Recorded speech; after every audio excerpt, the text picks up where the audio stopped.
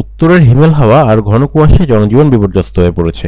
প্রকৃতির এই বিরূপ আবহাওয়াকে সহনীয় করে তুলতে ডাক্তার মফিজউদ্দিন ফাউন্ডেশনের ব্যবস্থাপনায় রংপুর গ্রুপের পরিচালনা পর্ষদ, চিকিৎসক কর্মকর্তা কর্মচারীদের উদ্যোগে রংপুর কমিউনিটি মেডিকেল কলেজ ও হাসপাতাল ক্যাম্পাসে শীতবস্ত্র বিতরণ কর্মসূচি পালন করা হয়। শীতবস্ত্র কর্মসূচিতে উপস্থিত ছিলেন রংপুর গ্রুপের চেয়ারম্যান নীলু আহসান, রংপুর গ্রুপের উপব্যবস্থাপনা পরিচালক আশরাফুল আলম আলামিন, রংপুর গ্রুপের পরিচালনা পর্ষদের পরিচালক বৃন্দ। রংপুর গ্রুপের চেয়ারম্যান নীলু হাসান বলেন, প্রান্তিক জনগোষ্ঠীর জীবনমান উন্নয়নের পাশাপাশি শীতার্ত ও বন্যার্ত সহ যে কোনো প্রাকৃতিক দুর্যোগ, মহামারীতে ক্ষতিগ্রস্ত ও অসহায় মানুষের পাশে কাজ করে আসছে রংপুর গ্রুপ। শীত প্রতি বছর আসে গরিব অসহায় মানুষের জন্য এক কষ্টের বার্তা নিয়ে।